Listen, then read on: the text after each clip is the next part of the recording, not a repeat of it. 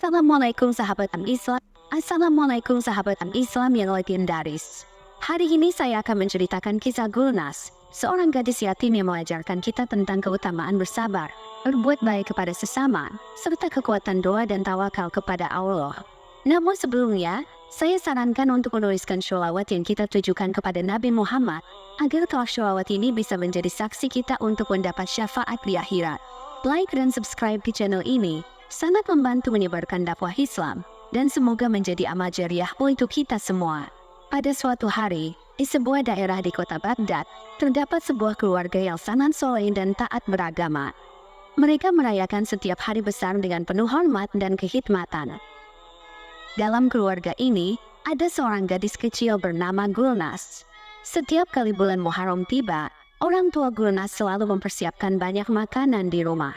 Selama bulan Muharram, ayah Gulnas membagikan makanan kepada masyarakat dan berpuasa hingga hari ke-10 Muharram. Kedua orang tua Gulnas adalah orang-orang yang sangat soleh dan memiliki kepribadian yang mulia. Suatu hari, orang tua Gulnas meninggalkan Gulnas di rumah pamannya dan bibinya untuk pergi membeli bahan makanan untuk nias atau nazia, sebuah tradisi yang umum di Irak saat bulan Muharram tiba. Namun, malamnya, dalam perjalanan, mobil mereka terjatuh ke dalam jurang, dan mereka meninggal dunia. Berita ini sangat mengguncang Gulnas yang saat itu baru berusia 12 tahun. Meskipun tidak menginginkannya, pamannya dan bibinya harus merawat Gulnas karena usianya yang belum cukup untuk menikah, dan ia tidak bisa tinggal sendirian di rumah. Pamannya dan bibinya terpaksa menerima kehadiran Gulnas, meskipun bibinya memperlakukannya seperti pembantu. Paman Gulnas memiliki 3 putri yang sebaya dengan Gulnas, dan ketiganya, seperti orang tua mereka, suka memerintah Gulnas. Ketika Gulnas tumbuh dewasa, ia menjadi jauh lebih cantik dibandingkan ketiga sepupunya. Selain cantik, Gulnas juga soleh dan taat beragama, seperti orang tuanya. Ia merayakan setiap hari besar Islam dengan penuh keikhlasan. Sebelum orang tuanya meninggal, Gulnas sudah menyelesaikan pendidikan Al-Quran. Tetapi setelah itu, bibinya tidak memberinya pendidikan lagi. Putri-putri bibi Gulnas iri padanya karena ia lebih cantik daripada mereka bertiga, dan Allah telah memberikannya daya tarik dalam tutur katanya.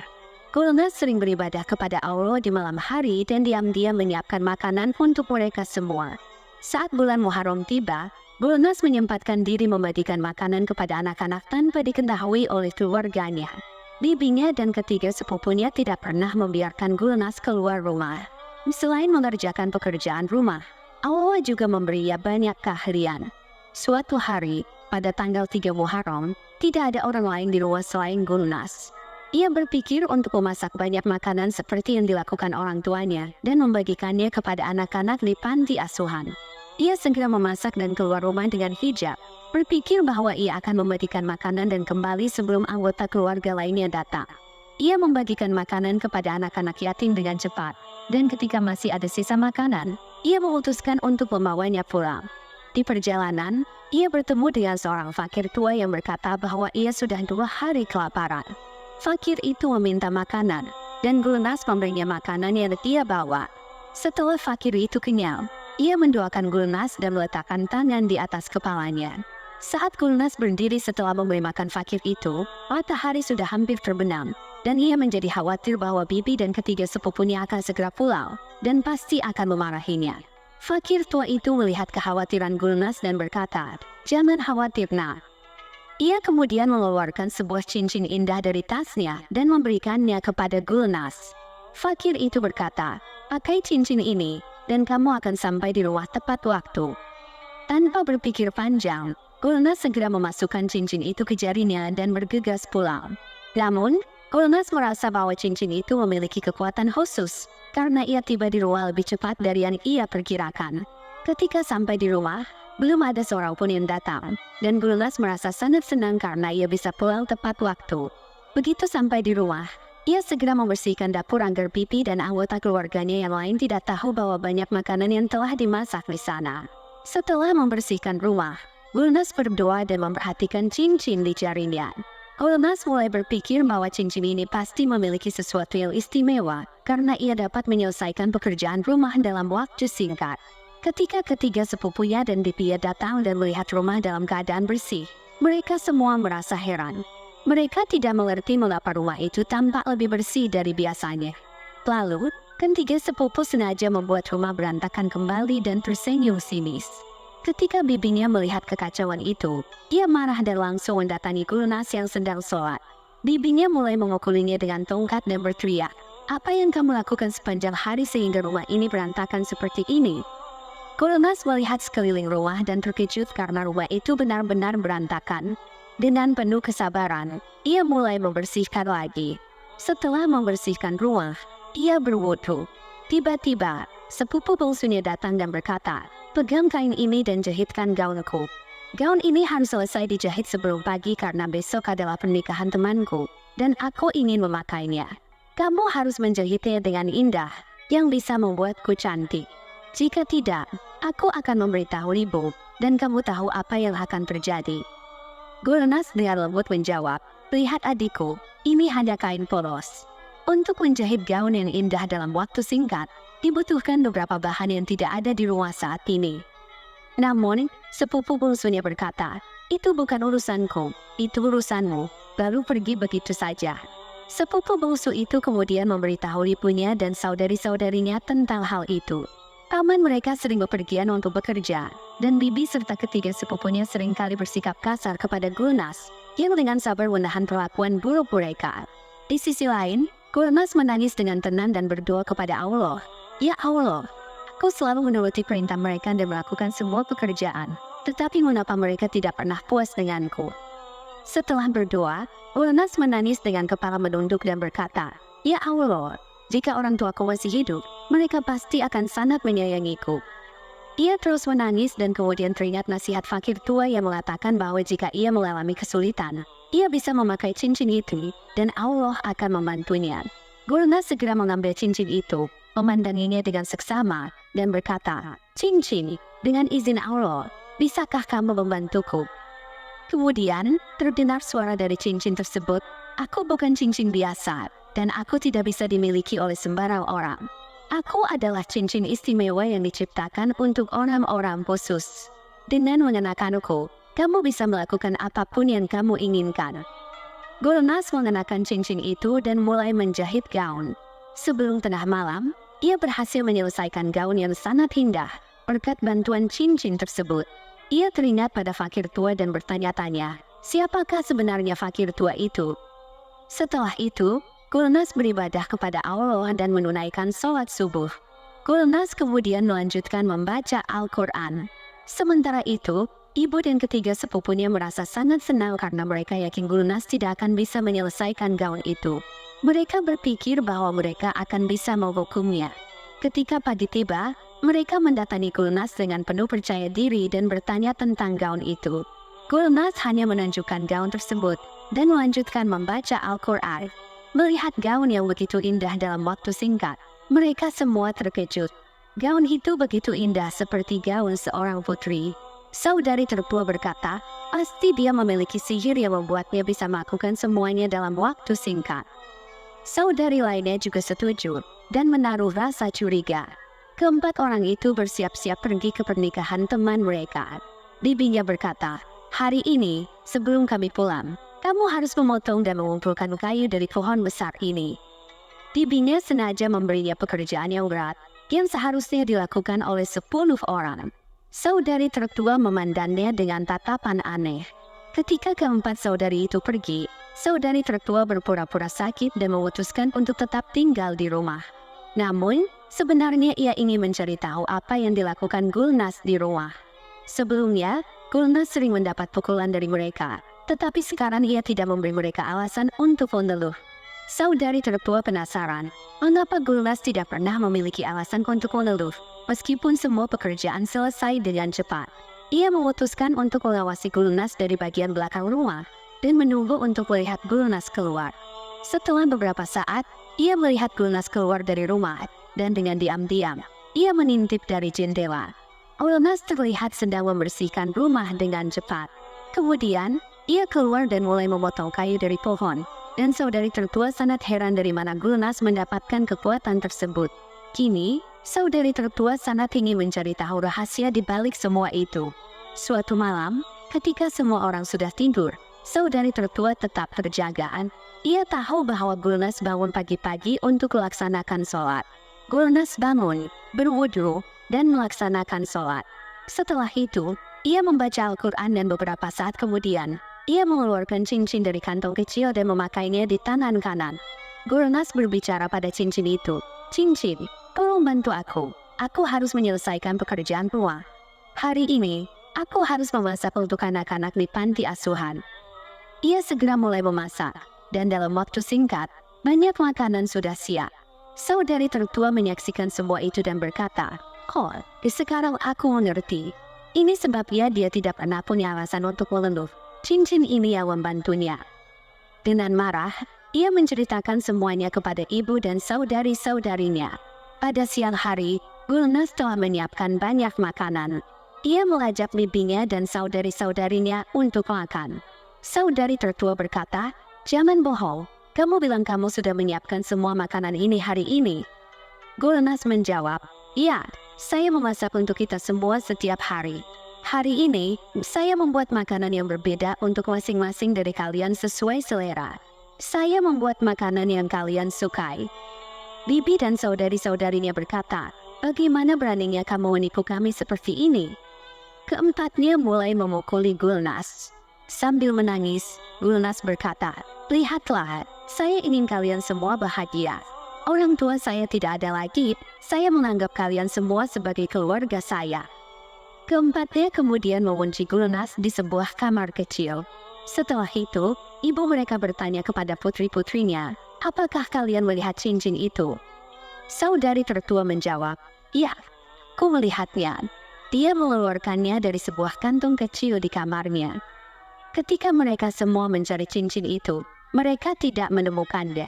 Kemudian, mereka mendatangi Gulnas dan berkata, "Katakan di mana cincin itu." Gulnas menjawab, "Saya tidak tahu di mana cincin itu." Karena jawaban tersebut, keempatnya memukuli Gulnas dengan sangat keras hingga ia pingsan. Ketika Gulnas siuman, dia menangis dan berdoa kepada Allah, "Ya Allah, selamatkan aku dari orang-orang zalim ini. Aku selalu menganggap mereka sebagai keluargaku. Aku melayani mereka hingga larut malam. Selain mereka, aku tidak punya siapa-siapa. Aku tidak punya kekuatan untuk menahan lebih banyak penderitaan." Ia menangis begitu banyak hingga akhirnya tertidur. Dalam mimpinya, ia melihat seorang lelaki tua dengan wajah bercahaya berkata, "Anakku, kamu tidak lemah. Kamu sangat berani. Allah tidak meninggalkan hambanya yang soleh sendirian. Jika kamu menyerah, keempatnya tidak akan membiarkanmu hidup. Allah tidak membantu orang yang berbuat zalim. Allah membantu hamba-hambanya yang soleh dan istimewa. Pakai cincin itu ketika kamu dalam kesulitan," lanjut lelaki tua itu. "Cincin itu diberikan oleh seorang fakir untuk memudahkanmu dalam mengatasi masalah. Saat ini, cincin itu ada di tangan seorang lelaki tua soleh. Jika cincin ini jatuh ke tangan orang zalim, mereka akan memanfaatkannya untuk berbuat buruk." Pagi harinya, Gulnas terbangun, tetapi keempat saudari itu tenggelam dalam pikiran mereka masing-masing. Saudari bungsu berkata, "Ayo pergi ke rumah sahabatku. Ayahnya adalah seorang penyihir. Mari kita tanyakan kepadanya tentang asal-usul cincin itu, dan bagaimana cincin itu bisa ada pada gadis itu." Keempat ibu dan anak perempuan itu pergi ke rumah penyihir, dan menceritakan seluruh kejadian tersebut. Penyihir itu berkata kepada ibu dan keempat putrinya, "Jangan khawatir.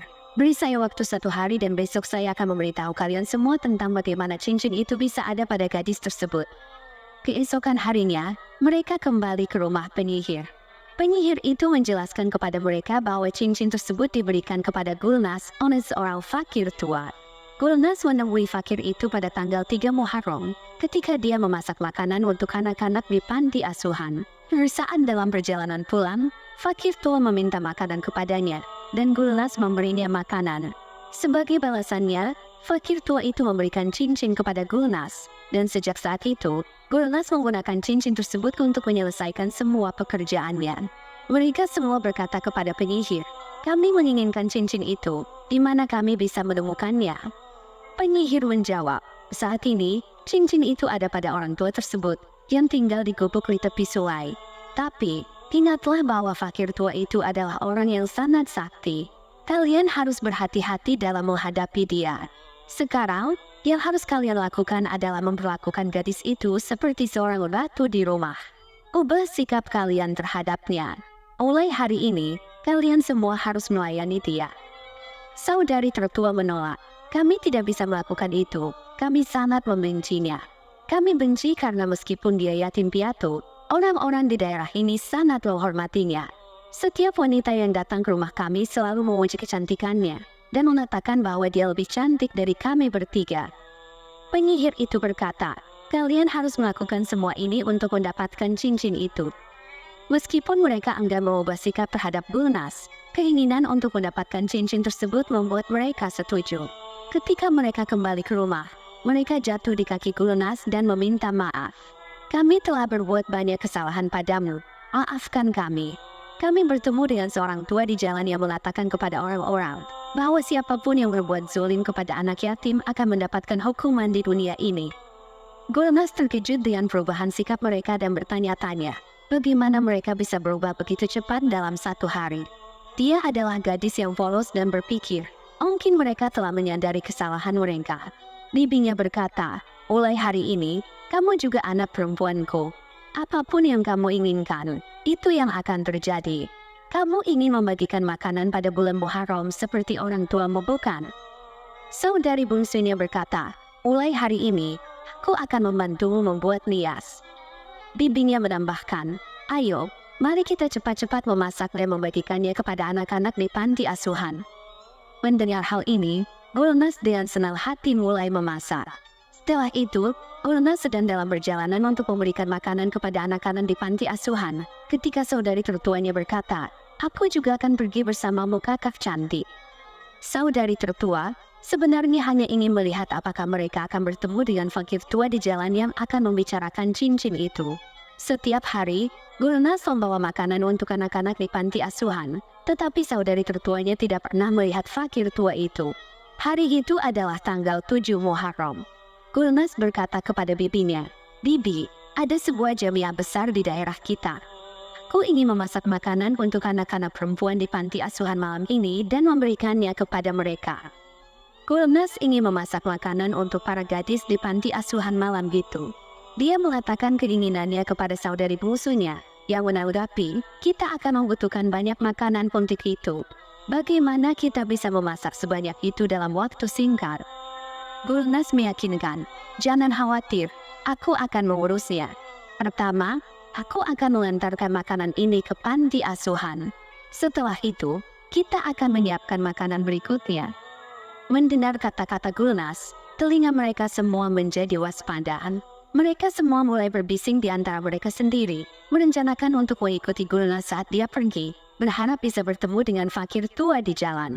Tepat seperti yang mereka rencanakan, ketika Gulnas pergi mengantar makanan untuk anak-anak, keempat ibu dan anak perempuan itu diam-diam mengikutinya dari belakang. Setelah Gulnas selesai mengantarkan makanan, dia berdiri di tepi sungai dan berdoa, "Ya Allah, tolong bantu aku melalui hamba-Mu yang soleh." Namun, meskipun saudari-saudarinya terus mengikutinya, fakir tua itu tidak muncul. Keempat ibu dan anak perempuan itu menjadi sangat kecewa. Saudari bungsu menggerutu, sudah lama dia memanggil orang tua itu, tapi dia tidak muncul. Kita hanya membuang-buang waktu.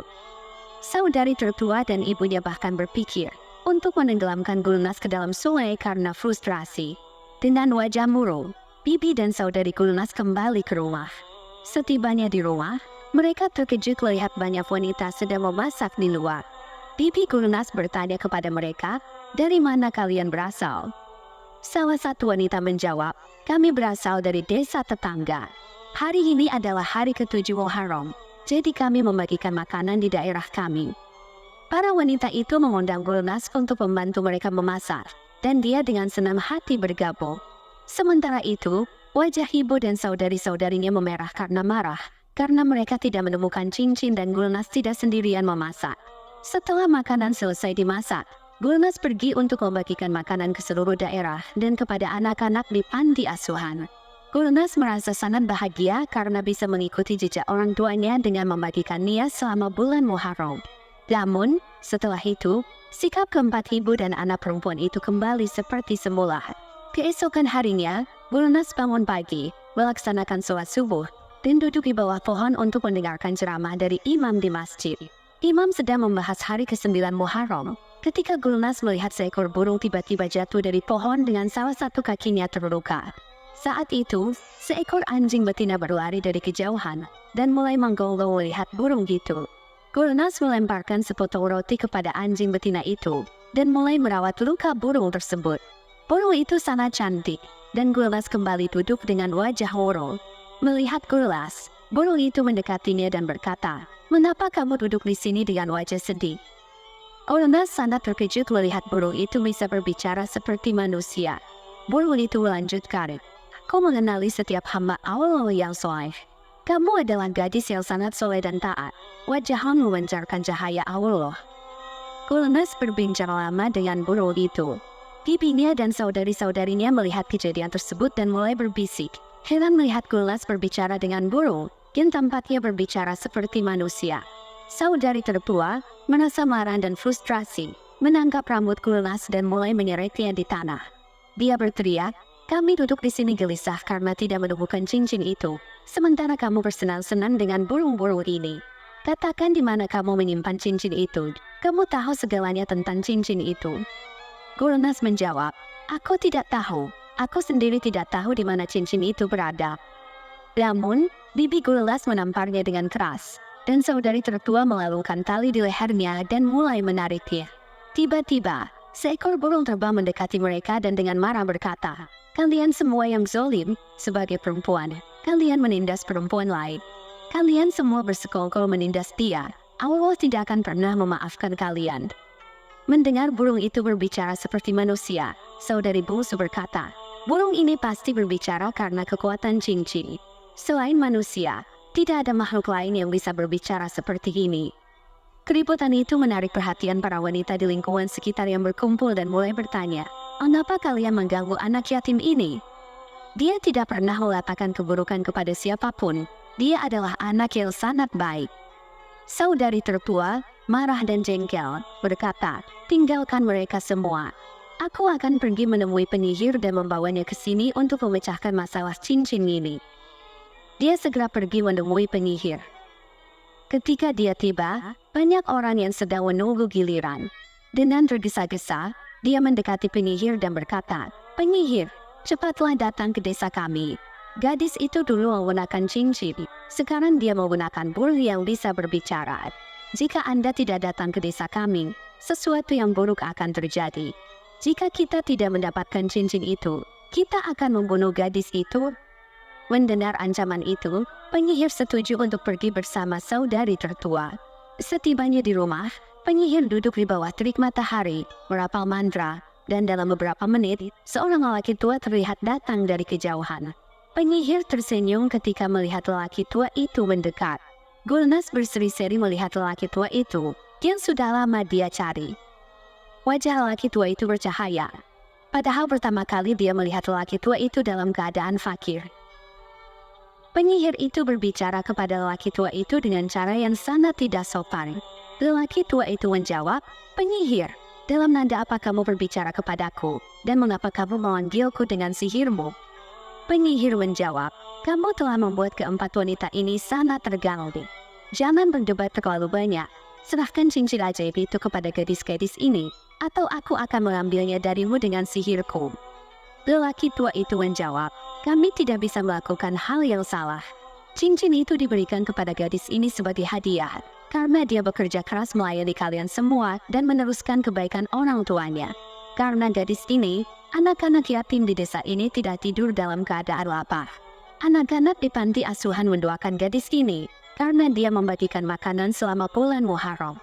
Tujuan gadis ini adalah untuk kebaikan, dan orang yang melakukan perbuatan jahat tidak akan pernah diberikan benda suci seperti ini."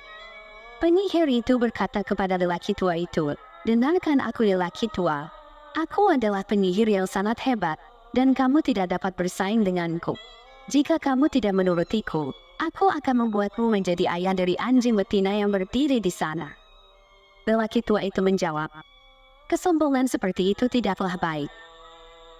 Karena kesombongan seperti ini, iblis dikeluarkan dari surga. Allah menciptakan manusia untuk beribadah, bukan untuk menyakiti orang lain." Penyihir itu menjawab, "Aku tidak punya waktu untuk mendengar omong kosong ini. Serahkan cincin itu dengan cara yang baik, atau aku akan membuatmu menjadi ayah dari anjing betina ini." Keempat ibu dan anak perempuan itu tertawa dan berkata, "Iya, buat lelaki tua ini menjadi anjing, dan gadis ini menjadi anjing betina." Lelaki tua itu berkata, "Kalian tidak layak disebut manusia, kalian lebih buruk daripada binatang. Allah menciptakan manusia sebagai makhluk yang paling mulia, tetapi kalian tidak layak tinggal di antara makhluk ini. Sebelum kalian mengubahku dan gadis ini menjadi binatang, lihatlah kaki kalian sendiri."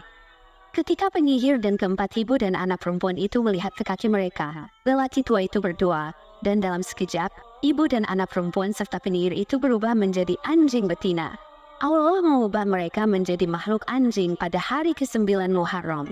Sementara sang penyihir berubah menjadi seekor tikus, dan dengan segera keempat anjing itu mengejarnya untuk memakannya. Setelah kejadian itu, lelaki tua tersebut membawa Gurnas ke sisinya dan meletakkan tangan di atas kepalanya, berkata, "Anakku, sekarang kamu bisa membagikan nias pada tanggal 10 Muharram dengan hati terbuka. Anakku, sekarang beribadahlah kepada Allah dengan sepenuh hati dan bagikan makanan kepada makhluknya." Lelaki tua itu kemudian mengembalikan cincin tersebut kepada Gurnas.